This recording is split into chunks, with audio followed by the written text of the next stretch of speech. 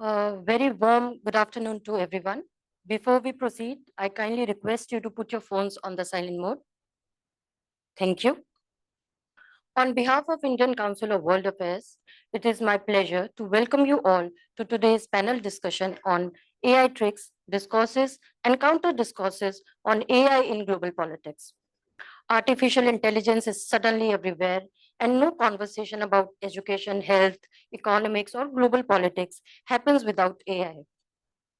In light of this, today's discussion seeks to critically analyze the role of AI in global politics. The order of event is as follows. We shall begin the program with Acting Director General and Additional Secretary ICWA, Ms. Nutan Kapoor Mahawar, delivering her welcome remarks. The panel discussion will be chaired by Deputy Director General, Manohar Parrikar Institute for Defense Studies and Analysis, Mr. Ajey Lele. Joining us for the discussion are four distinguished panelists. Dr. Soham is an assistant professor at the Jindal School of International Affairs. Prior to this, he was a postdoctoral researcher at the University of Texas, engaging in research on peace building and collaborating with DARPA on AI ML projects. Dr. Anulekha Nandi, she is a fellow at Center for Security, Strategy and Technology at Observer Research Foundation. Her primary area of research includes digital innovation management and governance focusing on AI, emerging tech, and digital infrastructures. Joining us online, Mr. James Shire.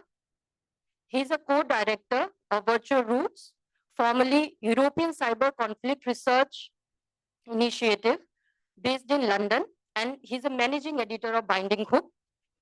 Previously, he was an assistant professor at the Institute of Security and Global Affairs at the University of Leiden. Mr. Aditya Sharma, he's a chief technology officer at Plaxonic Technologies, which is a global IT services, consulting, and business solution company specializing in digital transformation and innovative solutions. The discussion will be followed by a brief Q&A session moderated by the chair. With that, may I invite Ms. Nutan Kapoor Mahawar, Acting Director General and Additional Secretary ICWA, to kindly deliver her welcome remarks.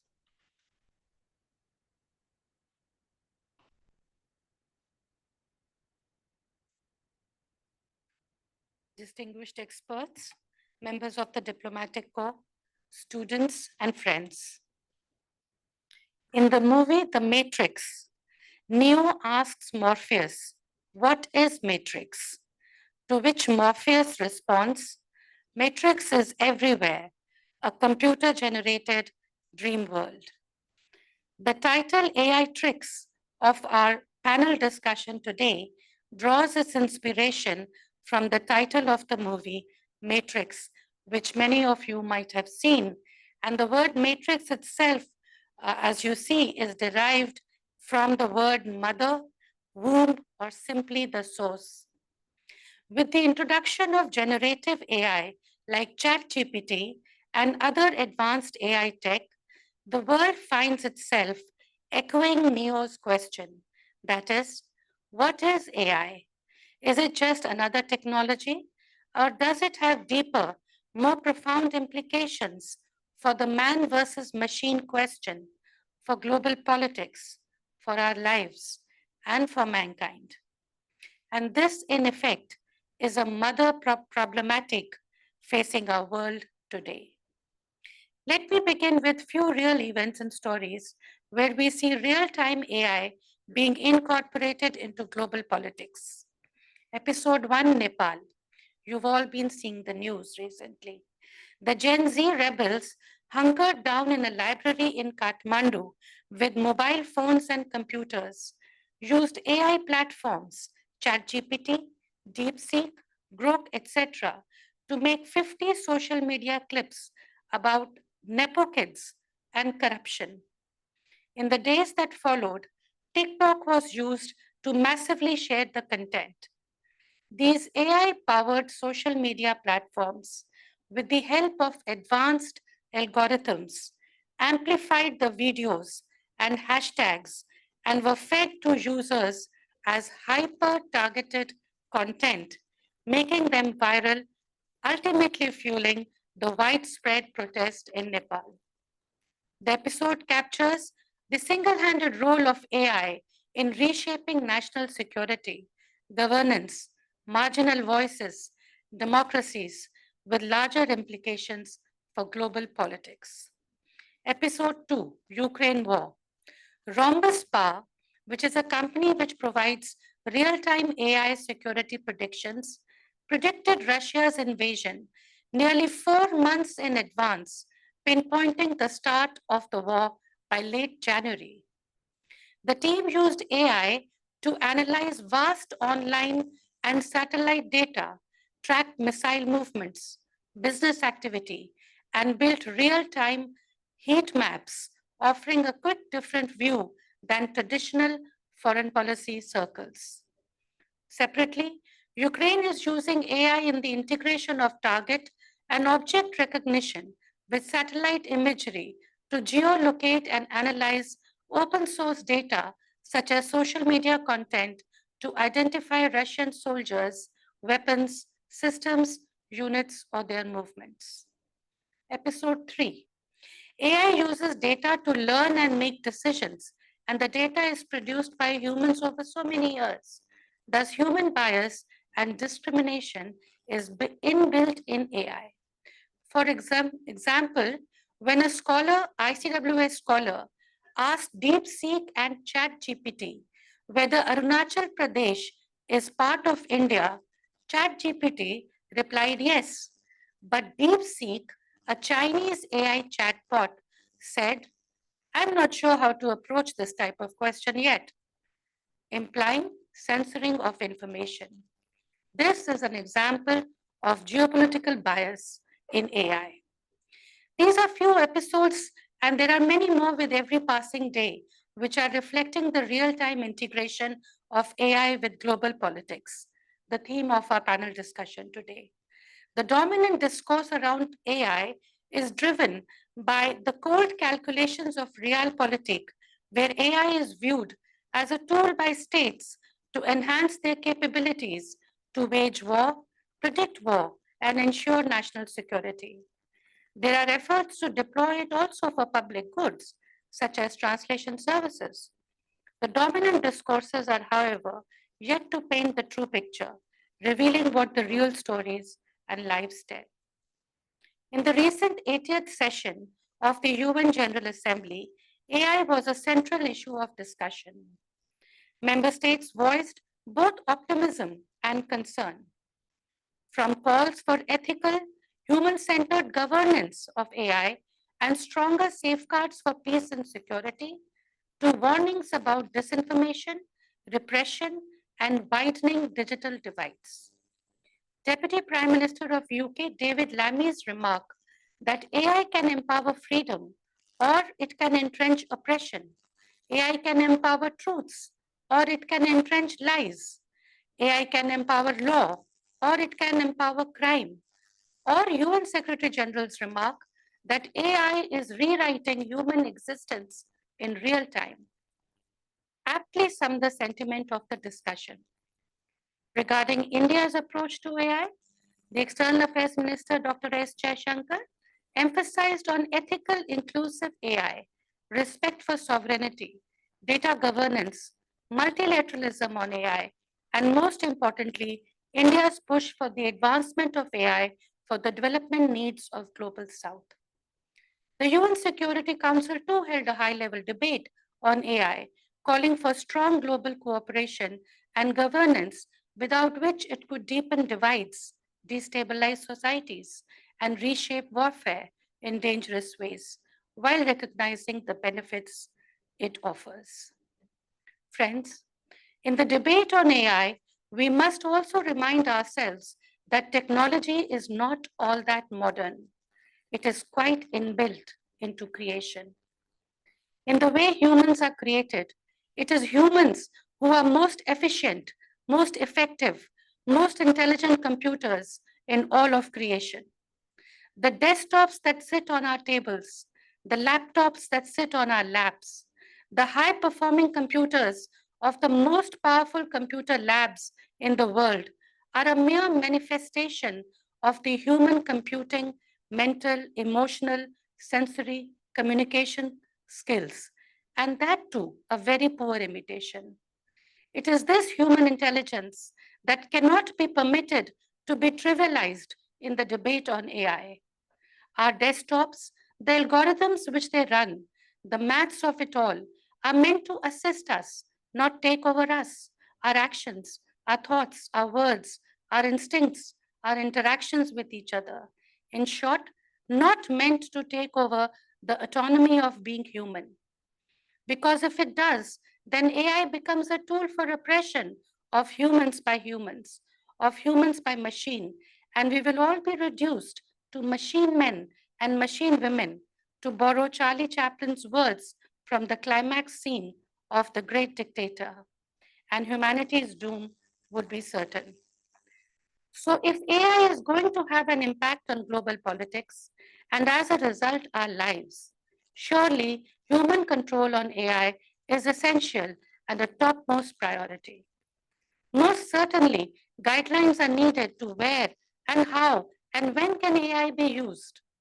For this, governance is essential through norm setting, dialogue, shaping understandings, rulemaking, promulgating and implementing laws as necessary, through monitoring, so that a consciousness towards this end takes shape and spreads to encourage good and responsible behavior by one and all. All technology at the end of the day has to be at the service of mankind and for the good of it. I look forward to a thought-provoking discussion, and I wish the panelists all the best. Thank you.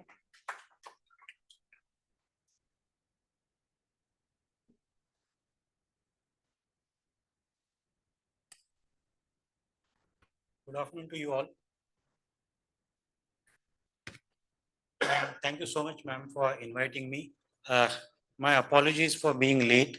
Today there was a Prime Minister's movement, so every road coming towards ICWA was blocked. You have already said whatever has to be said.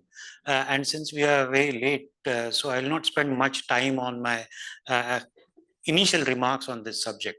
But one or two things comes to the mind, like yesterday we all heard what Donald Trump has said. This is the 8th war he has stopped. He has developed a habit of taking credit for many things. A couple of months back, he took a credit for increase in the currency rate of bitcoins. Then there are two astronauts who were there in space. He said that because of me, they got back. So many things, Op Sindoor and all that. In spite of that, he was not able to get Nobel. So one thing came to my mind was that in the year 2015, actually the movement towards OpenAI, one can say, started. Altman and Elon Musk came out with their own conceptualization of those ideas. Then Trump 1.0 happened. In Biden's administration, in the month of November 2022, actually the AI, which was in, one can say, laboratories or in the minds of the people, actually made an entry into the human mind, because that's the time when ChatGPT came into being. And possibly Trump failed to take a credit for that. If he would have taken a credit for that, maybe he could have asked for a Nobel in physics also. So, well, having said that, if you really look at it, the journey of AI is not that, one can say, in the normal context, one can say, is not that old. The AI has been there for pretty long. One can see a lot of historical facts which actually identify that it's not in the present century itself, in the past century also, something akin to AI, not artificial intelligence. People used to talk of ambient intelligence, so on and so forth. So we'll not get into the definitions of it. But today, since AI is there and we all are experiencing the strength of AI, it becomes extremely important to have a look at AI at a different levels. I think today's seminar is very important from that perspective, and all three panelists will take a view at various levels. You got somebody from university, somebody from think tank, somebody from industry, so on and so forth. So it's an interesting mix of a panel. As far as my limited understanding of AI is concerned, AI has become a very important element, not only as a technology, but as a tool for geopolitics. And the moment a technology becomes a tool for geopolitics, more than the strength of a technology, there are other interests which come into being. Particularly, as you are rightly pointed out, the debate and discourse is now happening about usage of AI in military domain. And first, it was thought that you will only use AI, say, for training purposes or for logistical purposes. But now the strength of the LLM models have become so good that people have started actually thinking of AI as a tool for war fighting in combats also. So that has given a parallel debate and discourse on what is known as laws or a lethal autonomous weapon systems. So today, the majority of a discourse at a global level, what happened in Paris, what may happen in India in coming year, one is not very sure about it. But what happened in Paris, definitely the big powers, the US, the UK, opposed whatever was thought by the people that you should have a certain amount of a rule-based mechanism, rule-based administration. So the moment the debate has shifted towards lethal autonomous weapon systems, and people have understood the strength of AI in lethal autonomous weapon systems, particularly you can see the missile defense systems which have been used both in both in Ukraine theater as well as in Gaza also. Israel has used it very effectively. So these are all the equipments where the human in the loop is no longer there. And that's why the entire debate is happening whether humans should be in the loop, outside the loop, or whether you should have totally a zero control of a human on modern day weapon systems. And that's where the geopolitics starts coming into being. The moment geopolitics starts coming into being, people again look at the AI to give them the answers. Now, what answers they are looking for? You just go back to the data, start doing data crunching, and then you say, oh, something similar happening we have seen in the nuclear domain. So now people are talking that are the countries like the US, China, some states in the EU are so-called getting into the arms race associated with AI. Again, there are debates and discourses which have started happening in disarmament areas. People are saying that this is an era where you will have the entire warfare which will not be fought by the human beings. In coming years, the warfare will be fought by machines only, and there the AI will have a totally dominance. There is another view that AI is not only about LLMs. There is something more to it, and one has to accept that reality also. But to my limited understanding, right now, everybody is looking for various options, what sort of a position they should take. If you see the present narratives which are there, is there a requirement of a counter narratives also? As you rightly pointed out, you need to have a counter narrative which should emerge from global south as far as AI is concerned. Because the moment you bracket AI only into the domain of armed forces and say that this is going to be a system for the warfare, so let's have either total controls on it or let's do not have any sort of a control on it. So the debate, if gets trapped into that, then there is going to be an issue, because AI has got tremendous amount of utility for societal developments. And I think that is extremely important. And that's why Global South has to come out with its own debate in these issues as a counter narrative to what the things which are happening. There are various other important issues also, but I don't want to spend much time on these. And I'll just ask the first panelist to give his remarks, Dr. Soham Das.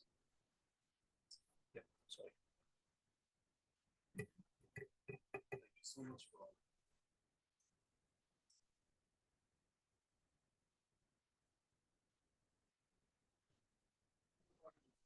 it's on.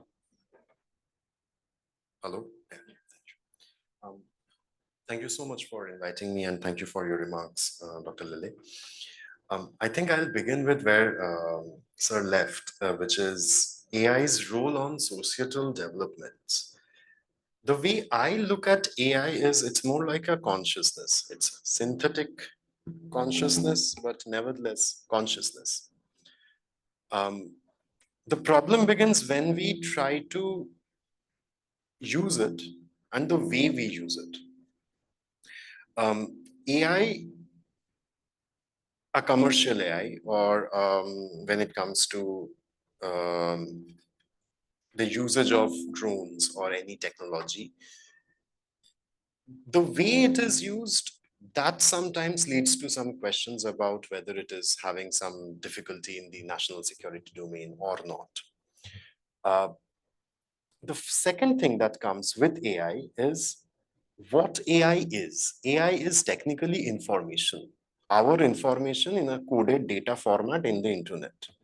So when the information is placed, the way the information lies in the coded data platform, using that information for various sorts of predictive analysis to doing commercial behavioral analysis to political behavior analysis, electoral behavior analysis, going forward with influencing campaigns, polarization, targeting, every aspect can be negative. At the same time, the same AI has got a huge enabling effect because right now we have cheap LLM models, AI models, available to individuals beyond state actors and non-state actors. So for the first time in the national security or generic security domain, we are facing a situation where, in my opinion, we are dealing with individuals in remote part of any country who have access to technology, and the way it can be used can differ.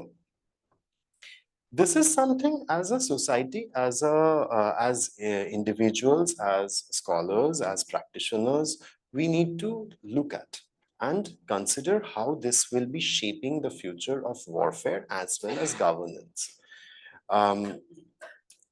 AI affects one way is misinformation, deep fakes.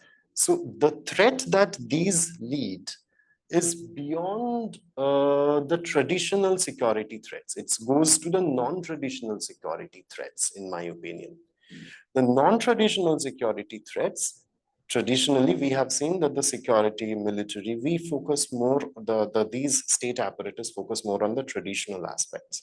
A visible actor or a visible threat. But right now, there has to be a change in the thought process of what threat is.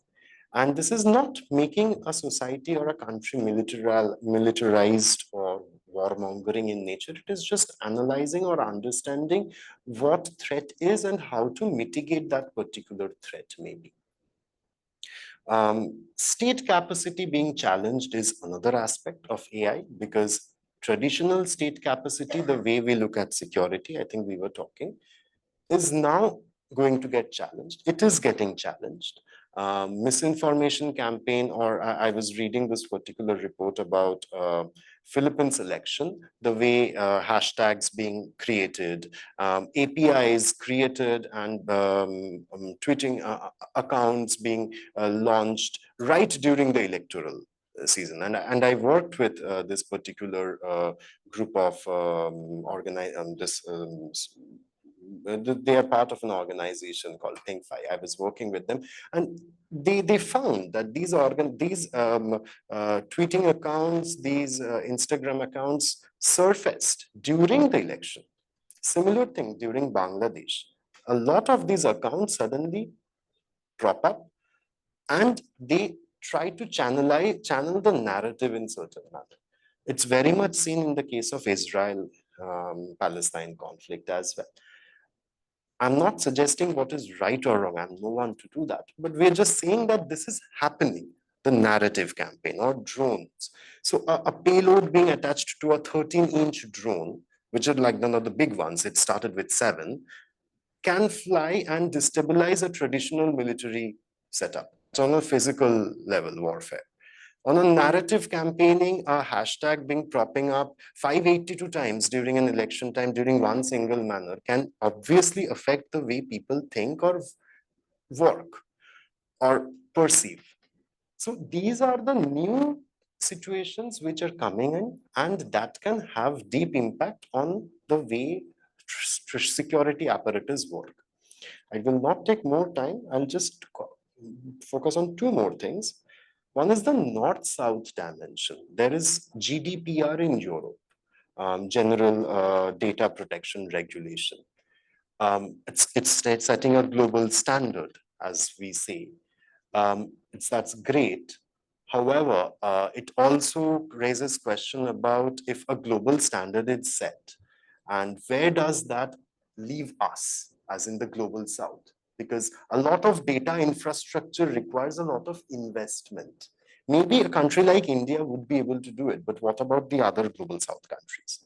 And if that is a horizontal inequality in case of data infrastructure, then where does that lead us to data colonialism in the future? Because already some facial recognition systems read European, the Caucasian face system better, and it cannot really work with the ethnic differences and of our facial recognition type. So a lot of work has to go on into those aspects. A lot of technological advancement has to happen. So this comes to the last topic that I just want to touch upon very briefly, which is about training. Training, because AI is itself a very democratic setup and it reaches the individual levels, training of AI has to be well entrenched. It cannot remain at the high roads of the developed cities of our country, like Delhi, Bombay. I mean, it cannot be only these quarters. It has to be deep entrenched, because differential modernization leads to grievances.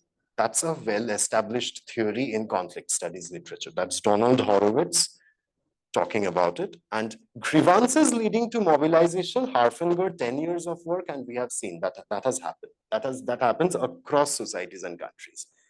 We are perhaps going to face a situation of where there is a differential modernization in terms of AI knowledge and capability. And if that happens, we might face a situation decades down the line that we will face a differential modernization leading to grievances and mobilization in a stage or a space which we have not seen before. So to ensure that that doesn't happen, training has to happen, ethical usage of AI has to be taught, as well as learning about AI, making data models, or at the same time, harnessing data in our own country and not depending on another global north country, I think is the most important step forward. Thank you, sir.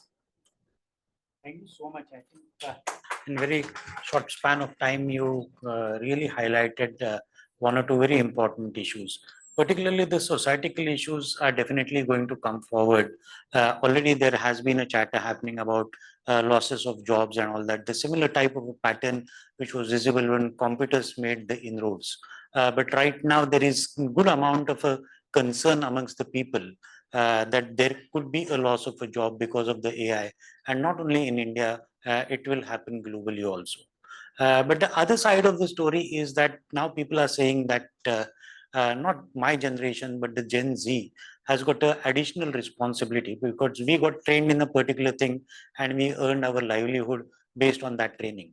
But now the present generation has got to train and retrain themselves into different skill sets, and AI become that sort of a skill set. So if you train yourself in the new skill sets, then definitely there is more opportunities instead of job losses also. These types of ideas are definitely there. Then particularly the issue which you raised about data, that's an extremely important issue.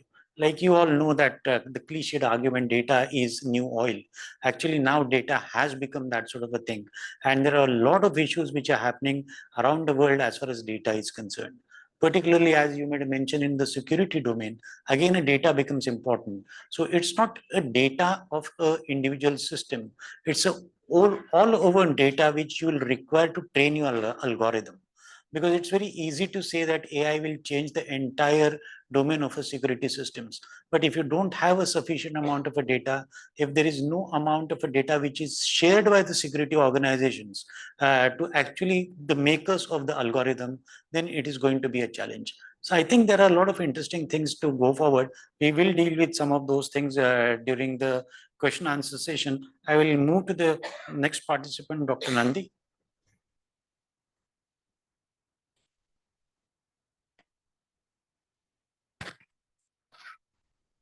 Hello, and thank you very much, sir. Thank you to ICWA for having me here today.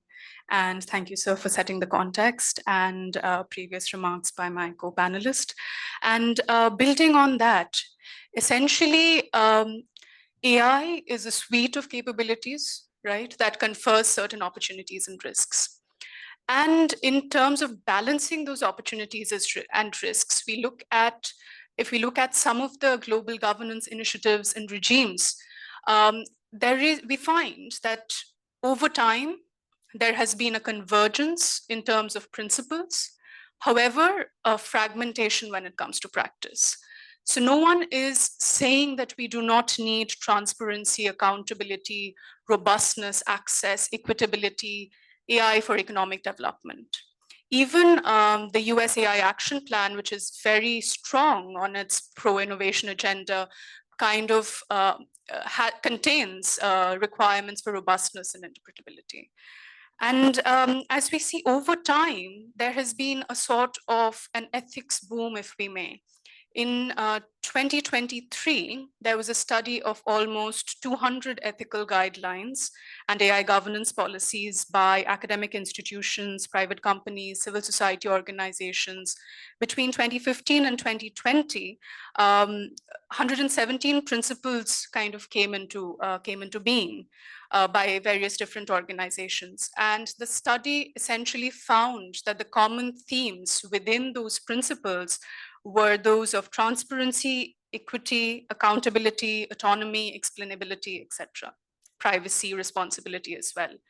However, the challenge that persists and remains is one of translating these high-level principles to kind of encoding them at low-level technical and organizational measures.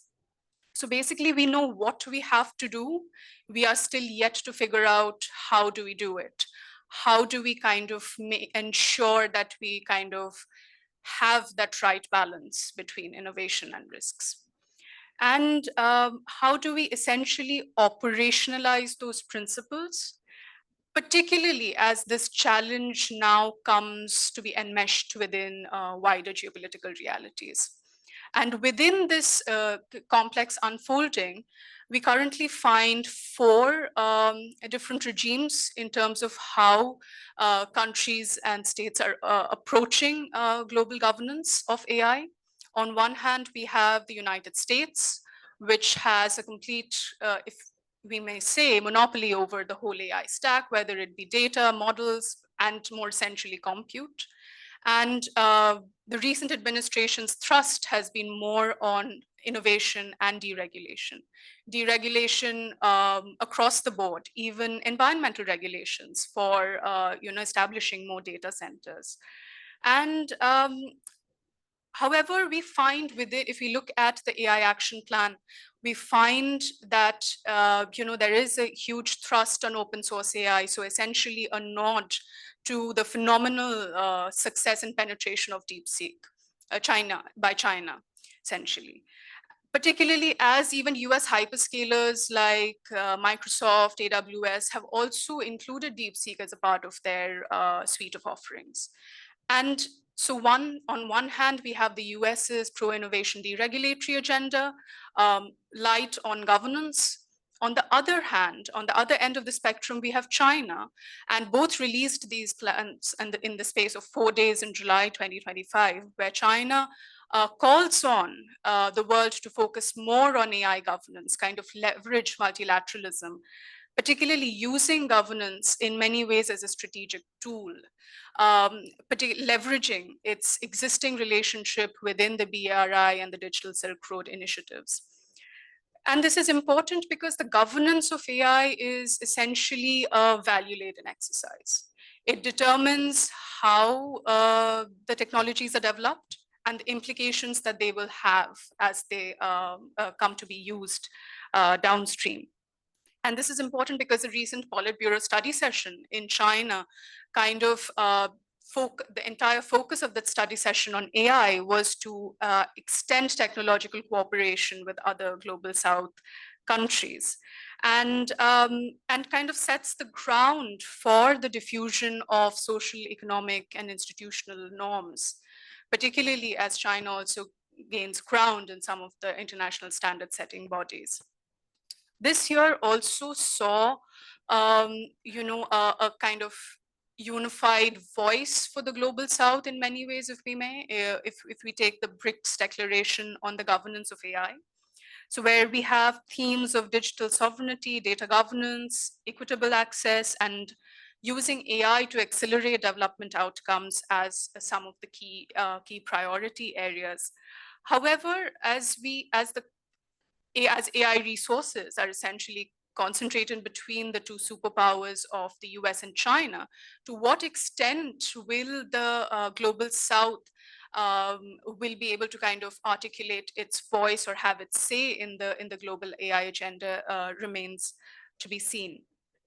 And finally, we have the EU with its strong regulations, particularly the AI legislation and the AI Act, which is a part of its suite of wider AI initiatives. And as we have seen with the GDPR, because it's one of the strongest laws in force, it by definition diffuses. So companies kind of adhere, businesses and companies adhere to the strongest law in force so as to not to default on others. So there is a form of regulatory diffusion there. They've kind of come up with a template of how do we do AI regulation, kind of taking a particular risk-based approach. Many aspects of the AI Act came into force in the past 2 months, particularly on transparency documentations, copyright disclosures, voluntary codes of practice, which helps providers reduce some of the administrative burdens. So these kind of 4 approaches give an overview of how geopolitical priorities kind of become to be enmeshed within different approaches of doing AI governance. Of course, at the UN level, we have multilateral initiatives like the recently launched scientific body, as well as the global dialogue on AI and so on. However, given that AI is so essentially concentrated, the resources, particularly computing power, and the models that we now use are so concentrated in these 2 technopoles of the US and China, how do we make multilateralism work in a way that kind of answers to wider problems or wider concerns or priorities of the global south, and India included? And while India has taken, if we look at the G20 declaration of 2023, the New Delhi declaration, India has kind of adhered to a pro-innovation approach while kind of keeping trust, safety, and responsibility also center stage. So how do we kind of marry these priorities, particularly as we have to keep relying on some of these, two of these, essentially these superpowers, both economically and technologically? So the AI Impact Summit obviously kind of offers a platform to do that, kind of foreground some of those concerns and agendas. But as well, I think this also presents, particularly as the tussle between US and China has exposed unique opportunities for middle powers to also come together. Countries which have not expansive, but niche substantive advantages when it comes to AI, to come together and kind of pool strategic resources and have and kind of define what AI looks like from an alternative perspective. So I think, going forward, I think in the near future, the AI Impact Summit offers an important platform to kind of foreground these ideas at one level, but also kind of looking at possibly a coalition of middle powers, which provides opportunities to develop and formulate an alternative vision of global cooperation in this domain. So thank you for that. Thank you so much. I think global governance is the key issue in the entire debate which is happening on AI everywhere. And you rightly pointed out BRICS, and more than that, I think G20 India made a very significant contribution. And that's the reason I think there is a view that when you're talking of counter narratives, the India need to take a lead as far as you can say global south is concerned, where all countries need to come together and they should have a one voice. There are a lot of issues which are related with particularly the policy formulation. Surprisingly, if you see that China is always a odd person out, but this time China is not the odd person out. As far as Paris was concerned, it was only the US and UK who were against any sort of a rule-based system, one can say. But China was not, because China has got its own concerns also. China knows that the technology has not developed or matured fully. They have faced certain amount of a backlash of the technology also, since he has used the issue of facial recognition techniques and all that. If I'm not wrong, in Hong Kong, when there were certain amount of demonstrations, people used to move around with the umbrellas. Idea was to hide their faces so that the facial recognition technique cannot be used. So China is pretty cautious as far as having a rule-based mechanism or any sort of a global governance model. But right now they are keeping very low, and that's a very interesting thing to have a look at it. We have the online speaker. Third speaker is online. Is there? Thank you so much. Thank you very Welcome much. to you. Yeah. Over to you. Thank you very much. And it's a pleasure to be here among these distinguished panelists. I will also aim to keep my remarks short in the interest of time. And I'm sorry I can't be there with you in person. My name is James Shires. I'm co-director of Virtual Roots. This is a UK-based organization, a non-profit, that does research and education in security and technology, focusing on AI and cybersecurity. Our focus is primarily on the UK and Europe. And as our previous panelists have said, there's a lot going on in this area, but the questions of the impact of AI on geopolitics and on societies are global in scope. And so that will be my focus. So I want to start with a summary of what especially generative AI is. And this comes from a international relations scholar called Henry Farrell. He summarized generative AI as technologies of cultural production. And essentially, the way AI can produce text, it can produce videos, it can produce images. These are ways in which we can speed up, we can scale cultural production, whether this is documents in organizations, social media interactions online, or deepfake videos going all around the world. So these are different kinds of cultural production. And when we get to this understanding, it says, well, okay, well, what kinds of cultural production are being prioritized, are being emphasized, and what kinds are being sidelined or ignored? And this leads us to a key aspect of generative AI, and that is its impact on inequality. And there are clear risks that it would exacerbate global inequalities across all layers of the AI stack. And we can go through those very briefly one by one.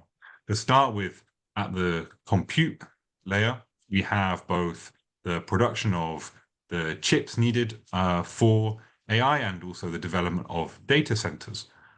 These are major economic transformations in our economies. Europe is plowing vast amounts into building data centers. So is the US. So are the Gulf states. So are many places around the world. And these are changing not just the local economies, but also the consumption of resources globally. As AI scales, so will the resources being taken by these data centers, leading to potential inequalities and exacerbated climate change effects. We then get to data, which Dr. Soham Das already covered very well, highlighting that the training data required for AI models leads clearly to inequalities in terms of how that data is treated. I'll draw here briefly on a distinction made by Dr. Joy Buola-Wimi, who writes a lot about AI and facial recognition, on the risks of inclusion versus the risks of exclusion. On one hand, the risk of exclusion means that certain people, certain communities don't have their data included in the training process for AI models, and therefore their culture, their needs, their requirements are not prioritized. And you can see this in questions of how far large language models work in different natural languages, right? There's lots of minority languages around the world where they can't use AI to do machine translation, whereas in English, or Chinese, it works very well indeed because of the amount of material out there. That's a risk of exclusion. The risk of inclusion, on the other hand, is that once you have minority communities being included, their data used as training data, you can increase surveillance of those communities. You can enact repressive laws against those communities in many states around the world.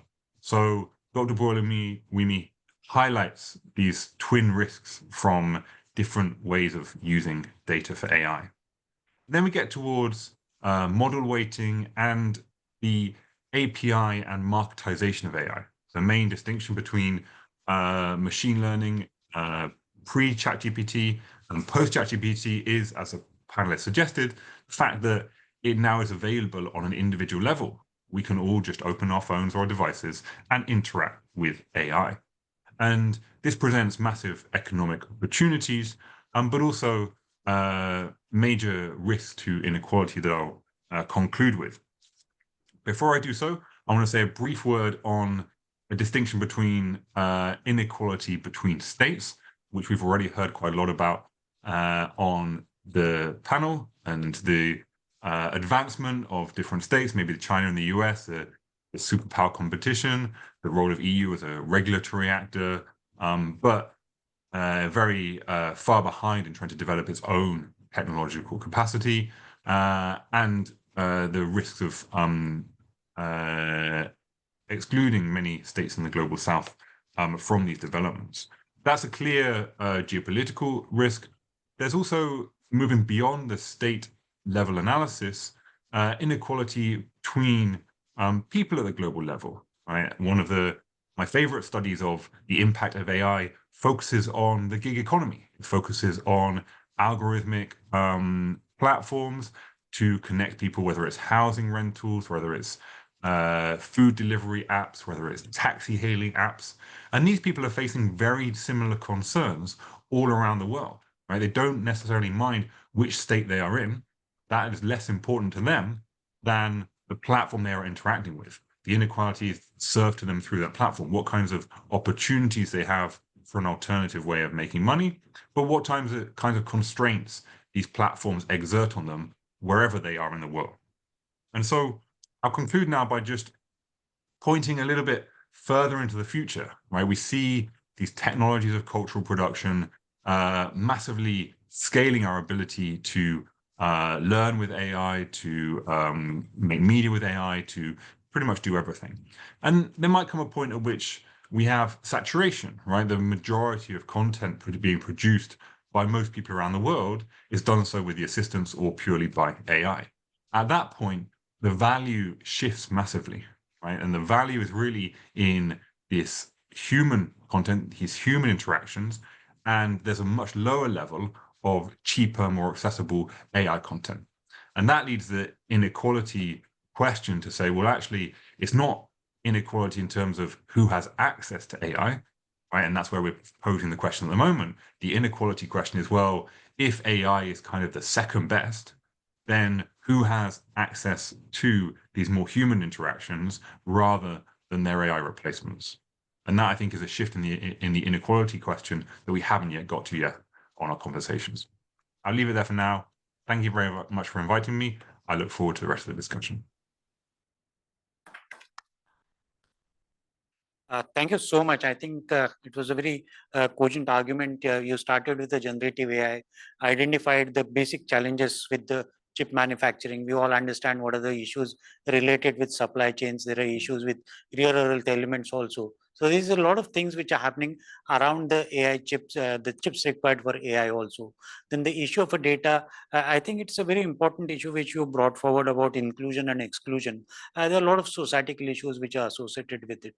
So I think there is a lot of food for thought as far as your presentation was concerned. Now let me shift to the last presenter, Mr. Aditya Sharma.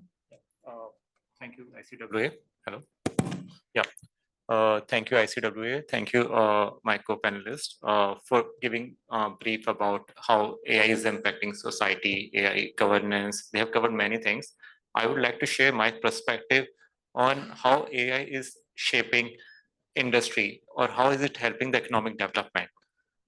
From my personal experience, I personally feel that AI is a productivity boost for people like me or many individuals who take it in a positive way.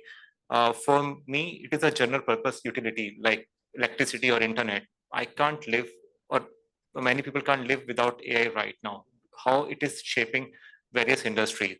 When we talk about economic development, it has broader impact on across all the sectors. I can go one by one, starting from our key sectors like agriculture, MSMEs, or healthcare. When we talk about healthcare, uh, earlier we used to talk about preventive healthcare. For me, right now, as a country or as a overall, like from the technological point of view, we should talk about predictive, from prevention to predictive. Uh, there may be chances like you might have heard about many cases wherein Apple Watch has triggered many people and they got to know that something ECG pattern or heart rate pulse are not right, and they got to know and they went to the hospital like immediately. It has saved a lot of life. And how is it possible? It's because of the data that uh, they have, and they have trained their models accordingly. Even like last month, I was giving a demo to a client overseas. Just to give a brief, like I come from a IT services and a product company. We have our in-house product as well as, and we work on other client project. So while we were giving a demo on customer support module, they were unable to figure it out whether they are talking to an AI agent or a human. That's how advanced AI has become. And it's not only restricted to English, it can be in any language, whether Hindi, Tamil, Telugu, or Arabic. That demo was particularly in Arabic. And you couldn't find a flaw over there. That's how advanced AI has become. And it can be applied across different industries. When we talk about other segments like how economic development can be achieved for a country like ours, wherein MSME, I personally feel like if India has to grow, and many people would agree to that, like our MSME and small industry has to grow as well.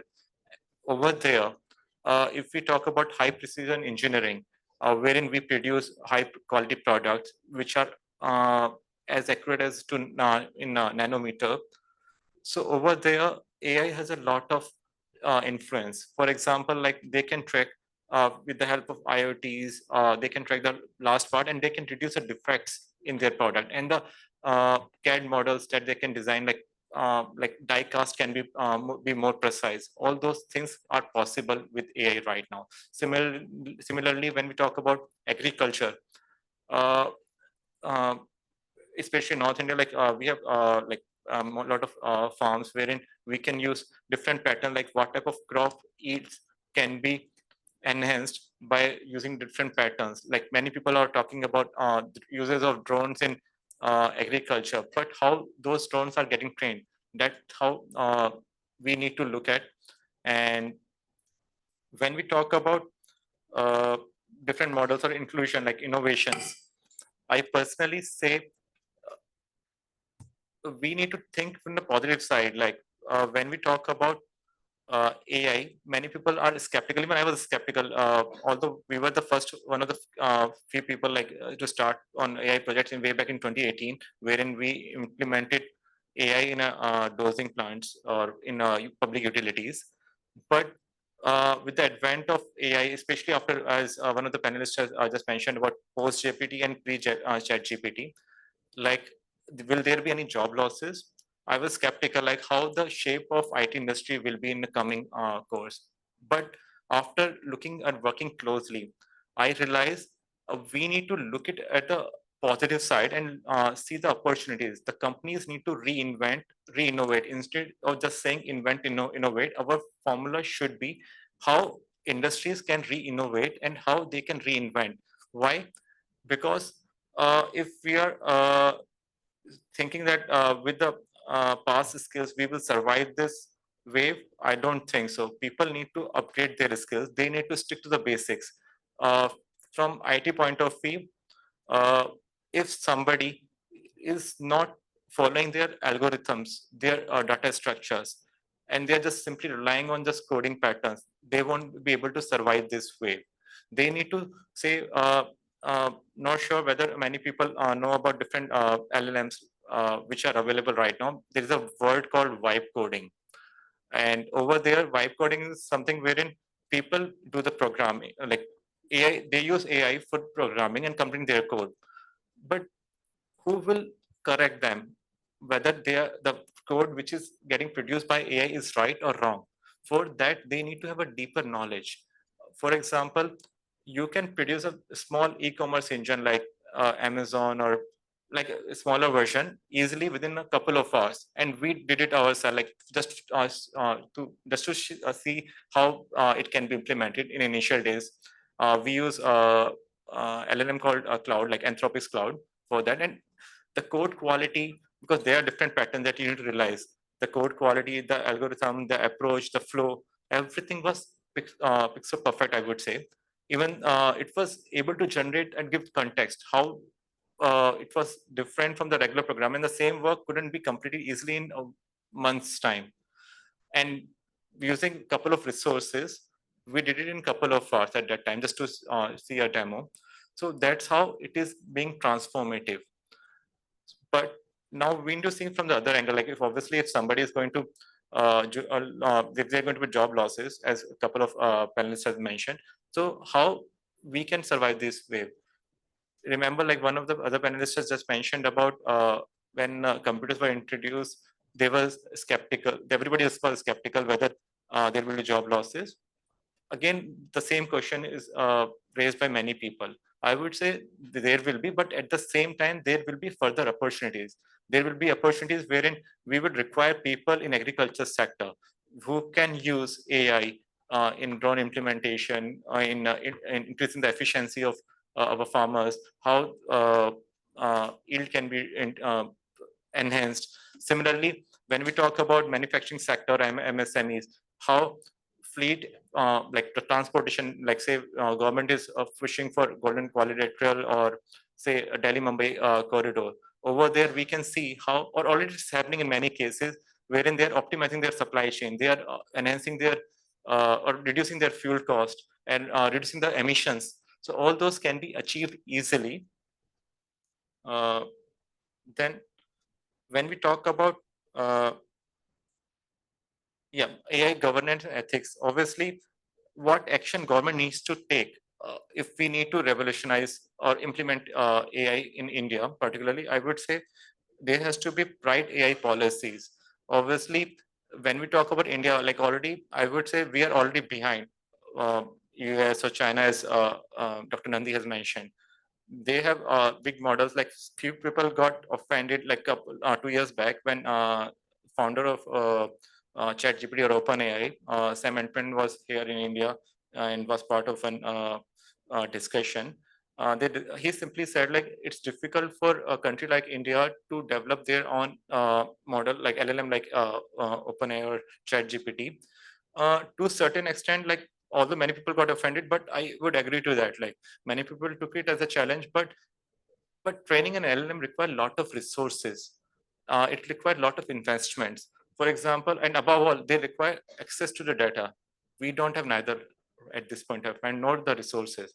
And at the same time, the ecosystem has to be that supportive, wherein people should be able to support entrepreneurial startups for deep tech, making deep tech products, because there is a lot of opportunities. But at the same time, instead of having just focusing on short-term gains, wherein they are making 2x or 3x return, we need to wait and work in a way wherein there may be failures. We need to be ready for that. At the same time, once we get succeeded in that implementation, there will be returns in range of 10x or 20x. But for that, the environment, the whole ecosystem has to be broader minded, wherein because deep tech, why I mentioned, because there are a lot of possibilities. People are not talking about AI ops, like how AI servers can be managed. There is possibility, because we need to look problem into divide problem into different micro levels. Instead of just focusing on just creating LLM, we need to see like how infrastructure can be made over here. There are companies which are working on building robust data center. At the same time, instead of just going, say, many people were criticizing when we need to take it in a positive, like when introduce indigenous chip recently, but somewhere we need to start. That's we need to take it in a positive way. Like now we are starting. Obviously, once we are starting, we will reach our destination. We need to have a clear aim, wherein we need to focus in a way wherein the broader problem can be divided into sub problems. Like there can be areas wherein companies should focus on clearly making a AI infrastructure.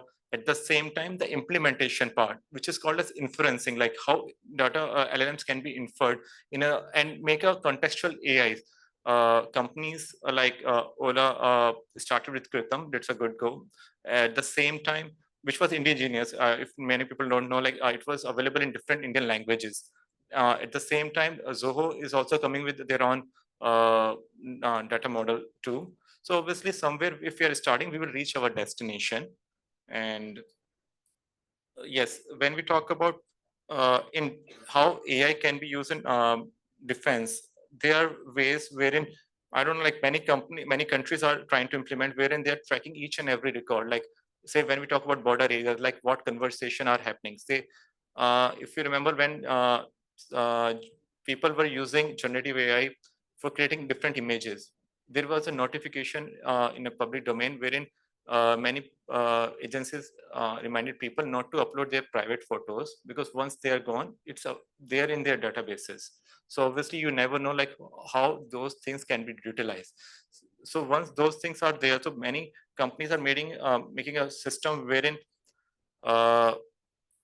they are tracking the conversation which are happening in around border areas, the news item, the local news, and how those patterns can be utilized for tracking the drug peddlers or arms smuggling. So those things are possibility, and companies and countries are trying to implement that. So that's one part.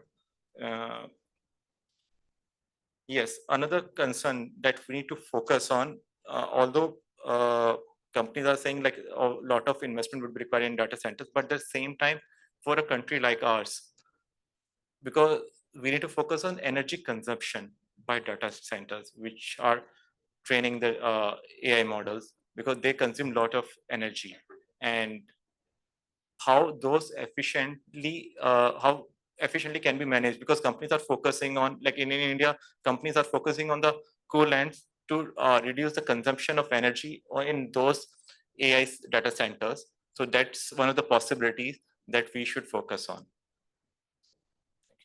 Thank you so much. I think you had very important points. And the good part of your presentation was that there's a lot of positivity and how to make progress further. I think particularly on precision engineering, healthcare, agriculture, again, in the era of a climate change, your crop patterns are changing.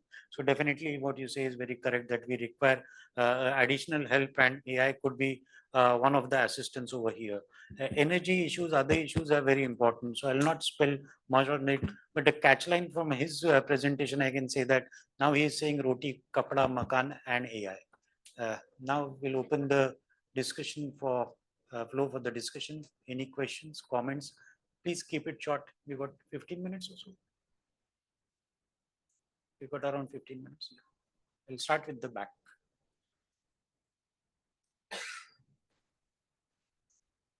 Hello. Good afternoon to the distinguished panel. Myself, I am Kotwani, currently pursuing political science major at Remark College, University of Delhi. First of all, I would like to extend my heartfelt gratitude to distinguished panel for sharing such a wonderful insights with you. My question is particularly with Dr. Soham, sir, and the entire panel. So you had talked about disparity in digital infrastructure and differential modernization. So with now AI becoming central to national security strategies, how can middle powers like India navigate between AI superpowers such as United States and China? So basically, what are the what should the focus areas for India in the context of AI from a surface perspective?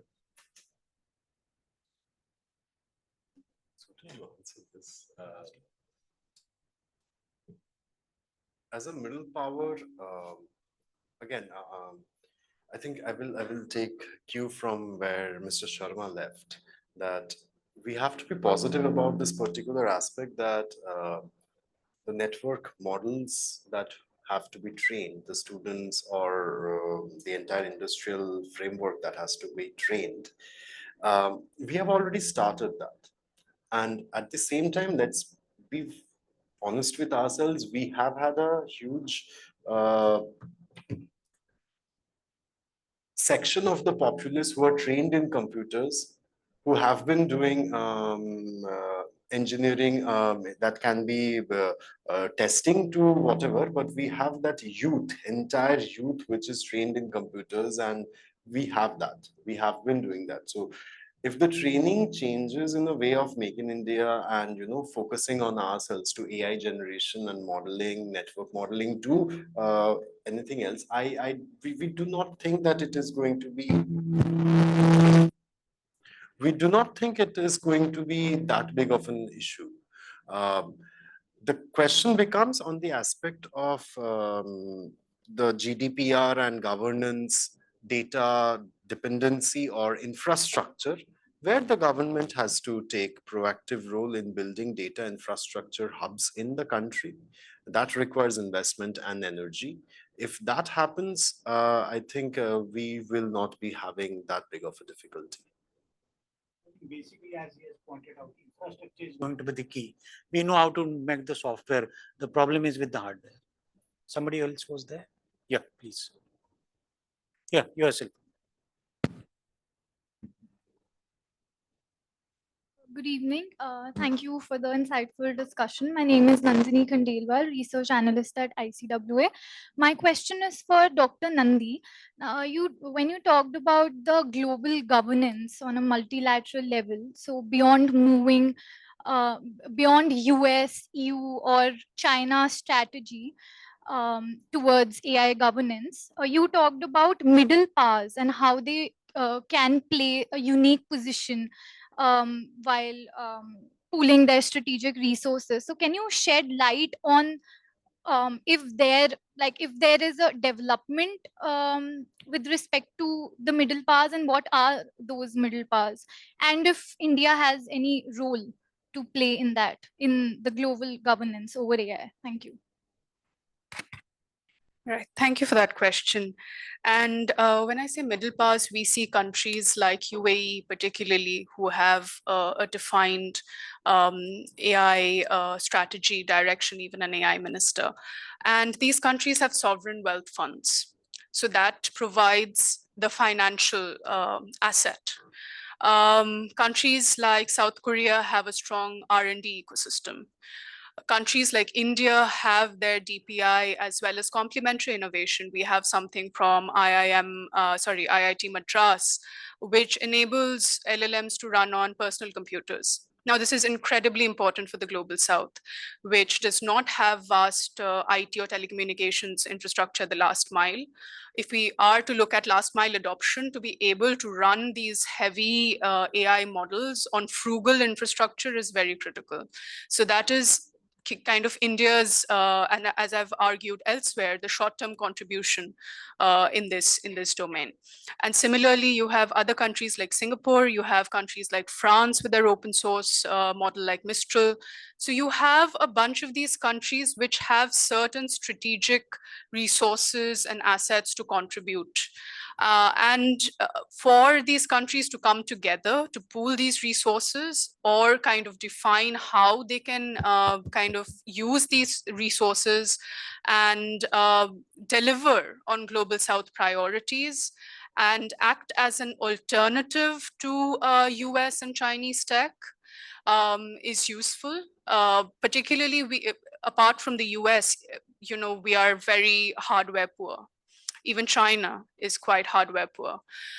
So kind of looking at frugal innovation like the one India provides, looking at alternative R&D ecosystem, looking at additional funding that can fuel further innovation is critical as if we are to define an alternative vision beyond what is defined by real politics, geopolitics, and so on, current geopolitical priorities of the two global superpowers.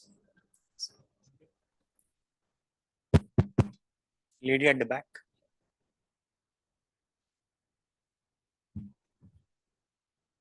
Hello. Hi everyone, I am Nirjar. I just to introduce you guys to me and our organization. We come from an organization, we call ourselves TIES, and we would be one of the younger lots here. But I had a question which comes from a genuine curiosity of, of the youth itself. We see in and around media that, even US and relevant countries are developing things like the Palantir, who have deep knowledge about what the population is, and it can have a say over how to maintain or who to keep in the country and who to not with using AI and everything. And I wanted to know from you all, everyone in the panel, I wanted to know a perspective. How far do you think India has to come along to that? And do you think it is important to develop technologies which runs in the country and who can evaluate our data sets? And what do you think the youth has has a role to play in this? I will start. Yeah. I would like to start with a small thing, like whenever we want to cover something big, right? You need to start or take a baby step. And for that, you need to have a right type of skill set. Instead of taking any shortcut, I'm being blunt over here, youth has to inculcate skills, right skills. Because even if you're using AI, you need to have a right approach or enough domain knowledge to say whether whatever AI is generating is right or wrong. Like, you won't be able to differentiate unless you have domain knowledge. AI will support you. Like, you have electricity wherein you can work, right? Using that you can work. It can't be your like only resource, right? It can support you as a pillar. The foundation has to be your domain knowledge. So that should be the right approach.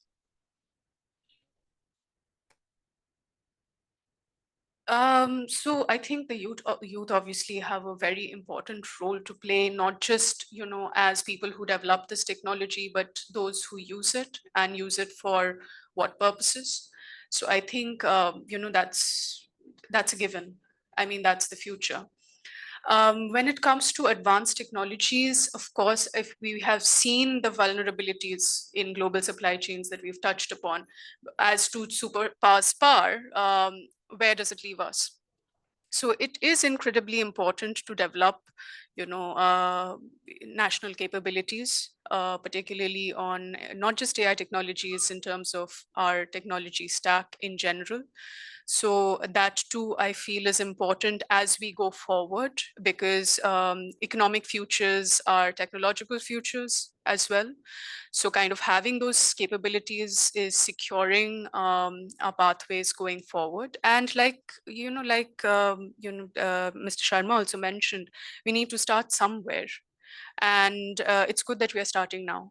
And we have the right thought and intent in place.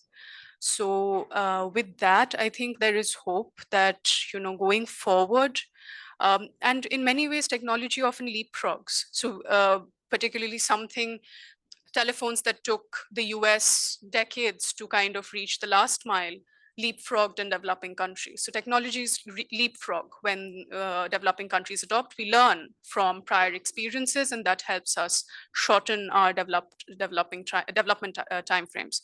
So I think there is hope, and obviously, kind of on both questions, indigenous technologies, technological capabilities, we need to have them to kind of ensure our economic futures are secure. We have a good bargaining power on the global stage, as well as, of course, the youth is the engine, essentially, that drives this forward. So I hope that answers your question. Factor over here is don't take shortcuts. This is essentially because if you see when the ChatGPT came, within no time, almost 40 LLM models came. In India, suddenly, if my memory goes correct, Sarvam or some model came. It was a flop show. Dhruv Rathi also came out with something. Again, it flopped. So there are issues where if you start taking flop show, because if I'm correct, the downloads for an Indian model was some 20 downloads, and a Korean, South Korean college model was some 2 lakh downloads or something. So that's the way it is happening. So you got to be careful in that context. Any other question? Please. Good afternoon, everyone. Myself, Prithviraj Singh Rajput. I am the co-founder of TIES, same as Neja. We are a research, media, and technology company. I have a very interesting question. We have a project in-house we are building. It's called Narrative OS. It's like an AI that can shape, scale, and scale narratives. It can be political, cultural, or even social across digital infrastructures. So, as someone building in this space, we always come across a question that when ethical boundaries what ethical boundaries should we follow? Because we have been consciously designing it. We see there are lots of opportunities to exploit because we are dealing with narrative. We are dealing with people directly, not with their data, but people's mind, because we are in space of narrative, right? And should we treat narrative shaping AI under the same ethical lens as generative AI, or there should be some different kind of frameworks? Because while ideation stage, we discovered that there are numerous loopholes which can be exploited, and I would really like to know what you people think on this. You spoke about elections and AI and all those things. I'll try. I think what you just said, there is more to it. I mean, I just want to make a sweeping comment. That would be wrong of me to do. But generally, I would just say one thing, and that goes, the youth should help expanding the security doctrine, and do not take it in a negative manner. I'm just saying the security doctrine will be facing a lot of challenges when we will be seeing the individuals dealing with AI. Deep fake to misinformation. These are no more only non-state actor based things. These are right now in the individual level. So the narrative, what you're building, can actually help in preventing and assisting in those aspects, can come in and assist the state in that aspect by getting grants, by getting support infrastructure from the state itself. So that should be, in my opinion, the approach, because from misinformation to disinformation to electoral campaigns to polarization, AI can be used in multiple formats, and it is being used at this moment. To building hashtags, to anything, you would know that more than me as a technocrat. I think this is where, as an organization or as a group of friends, you can come together to assist the governance altogether by working for and not taking the shortcuts, as Sir was mentioning. We can. Although across the globe, governments are working on AI ethics and governance policy, but if you're building your own narrative OS, I would personally say youth has to take ownership of their action, accountability, because you yourself are accountable for your action. So unless we have accountability, we won't be able to create a good product. So we need to be accountable. It's simple as that. We'll take one last question. Okay.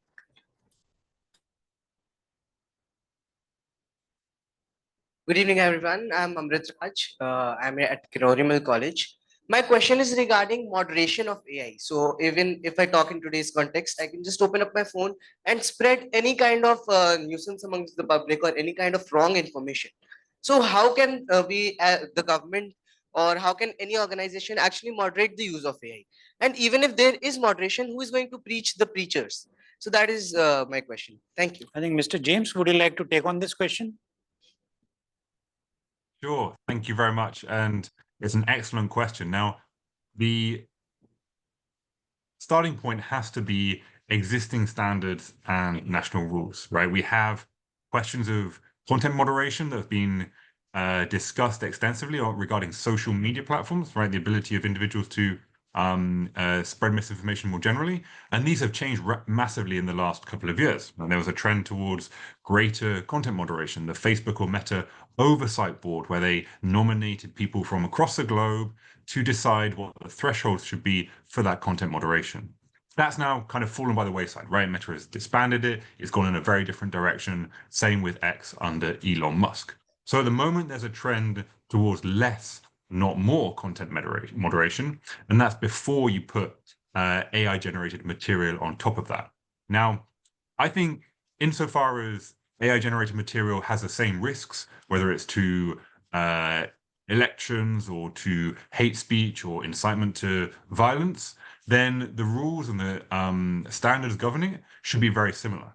The difficult point comes with attribution and liability blame, right? Because for that, you need to have a starting point where you distinguish between human-generated speech and machine-generated speech, or if there's a combination of both, to decide for what portion the human is responsible. And it's those questions of responsibility, the technical questions of distinguishing between human and machine-related created speech that are much more difficult to do at scale on social media platforms. There's already a lot of work regarding the detection of bots, and they can build on that work. But this question of is the human behind that and how far are they behind that is one that needs a lot more work. And that's both policy, that's legal, and it's technological. Thank you so much. I think we had a very interesting and a fruitful discussion. So I don't want to sum up anything over here because as far as AI is concerned, it's a evolving system, evolving technology, so on and so forth. But one thing I can say with a lot amount of confidence that the responsibility is on youth. So I got no problems with it. Over to you. I once again take this opportunity to extend my heartfelt thank you to our chair and esteemed panelists for their insightful remarks. We have gained immensely from this thought-provoking discussion. A special thank you to our interactive audience. I would like to express my heartfelt gratitude to my colleagues in the council and the administrative team. A special thank you to our Acting Director General, Ms. Nutan Kapoor Mahawar, and Director Research, Dr. Nivedita Ray. To learn more about the research work of ICWA, please visit our official website and follow us on social media platforms. With that, I warmly invite you to join all of us for the high tea in the foyer. Thank you once again.